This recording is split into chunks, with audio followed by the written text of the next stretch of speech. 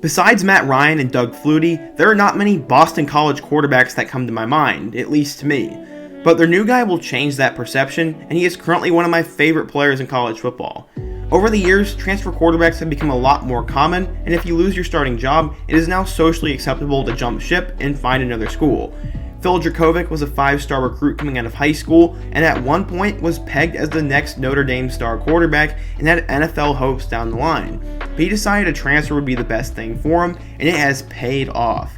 Today we'll talk about the incredible football story of Phil Jurkovec and why transferring was the best thing he could have ever done, and why he will be in the NFL in just a few years. College football, this is the channel for you, so don't forget to subscribe. If you want to help the video do better, make sure to give the video a like, share it with your friends, comment your thoughts, suggest a future video topic, and stay until the end.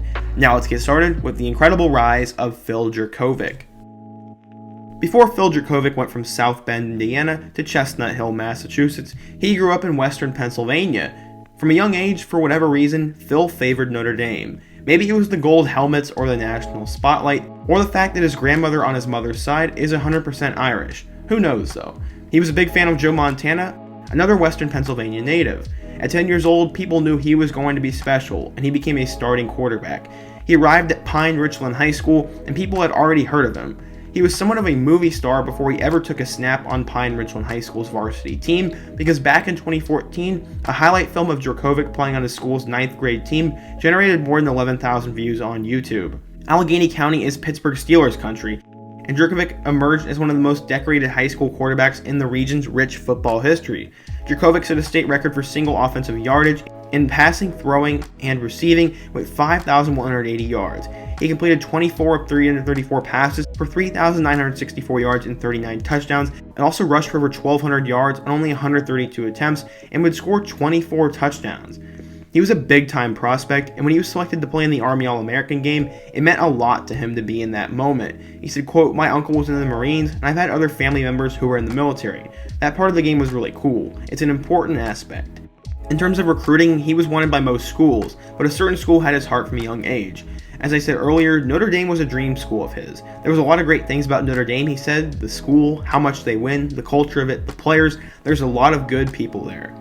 But he also grew up in Pittsburgh, so naturally he was a Pitt Panthers fan and a Penn State fan, and Pat Narduzzi offered him when he was in 10th grade, but he would choose the Fighting Irish because of their brand name and winning culture. He also visited Penn State and Ohio State.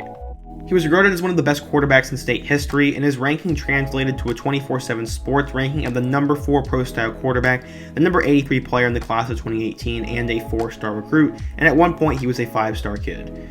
He had a lot of hype, and some people said he could come in and win the job as a true freshman. When he came into Notre Dame, he was highly anticipated, but not everything would go according to his plan.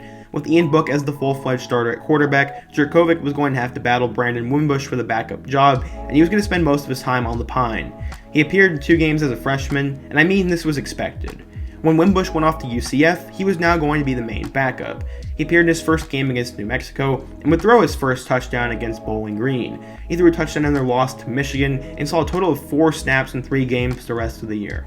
With Ian Book back for his senior year, Phil had a decision to make, and was also not very happy with how his Notre Dame career had been playing out so far. He said, quote, "Near the end at Notre Dame, I was really not liking football. I lost my love for it. I really did.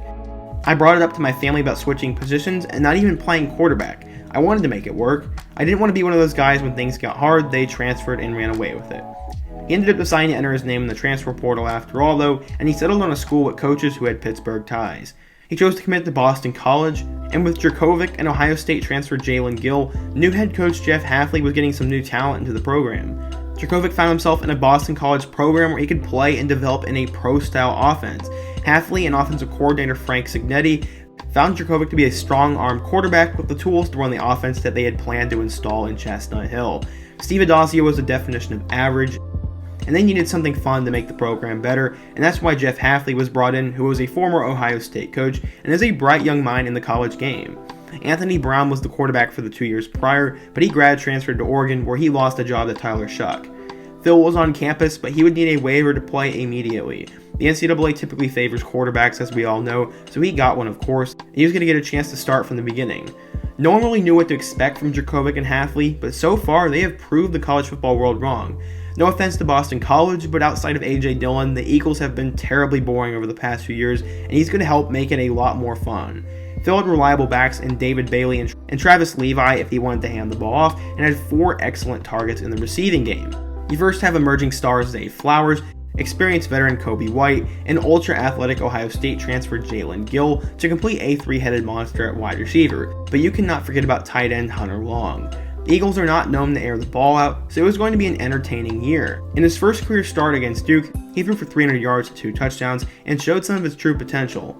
Against number 12 North Carolina, he threw for another 300 yards and 2 touchdowns, and Boston College lost to North Carolina because they went for a 2-point conversion and the Tar Heels brought the play all the way back. Against home state school Pitt, he had his coming out party. In an overtime win, Phil threw for 358 yards and 3 touchdowns and was starting to emerge as a young star in the ACC.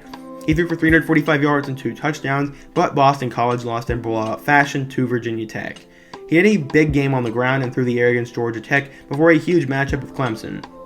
With Trevor out, Jeff Hafley and the Eagles took advantage of it and reached unbelievable height as they had a double-digit lead on the Tigers going into halftime, but of course, as we all know, they blew it in the second half. Phil did get a chance to tie or win the game, but a safety resulted from it and they lost in a thrilling game. From there, they beat Syracuse in a close game, and most recently had a game against Notre Dame. In a homecoming game of sorts, he threw for 272 yards and 2 touchdowns, and they lost by 2 scores. So far in 2020, Phil has been one of the best quarterbacks in the nation, as he has thrown for 2,355 yards, 17 touchdowns, and 5 picks, while completing 60% of his passes. Jurkovec has become a big-time name, and has proved why the transfer portal is so valuable. He's gotten a chance to find a better system, and a place where he can actually showcase his talent. Phil is one of my favorite quarterbacks in college football, and I love the new swag of the Boston College offense, and Jeff Hafley is going to do big things. I think Phil will be an NFL quarterback in the near future and could be a big name in the 2022 NFL Draft. He's got the size, arms, stats, and intangibles to be a big-time prospect, and I expect his name to blow up next year. Personally, I followed Phil Jurkovec back when he was at Notre Dame, and I really thought he was going to be the next guy. Unfortunately, Ian Book would take his spot, but I was super pumped when he said he was going to transfer to Boston College because I knew he would get a chance to be a star there, and he has shown it so far. He's shown the intangibles, and he has shown that he can win big games, and he has shown that Boston College football can actually develop good quarterbacks. I'm really pumped to see what the future holds for Phil in Boston College, and I think he's one of the best quarterbacks in college football already. But what do you guys think? What do you think of the whole idea of athletes in the transfer portal? Do you think they should be able to play immediately? And who is your favorite transfer quarterback ever? Be sure to let me know down in the comment section, and if you want this video and my channel to do better, be sure to smash that like button and check out all my other videos on the end screen right now, and I will see you guys again soon. But until next time, peace.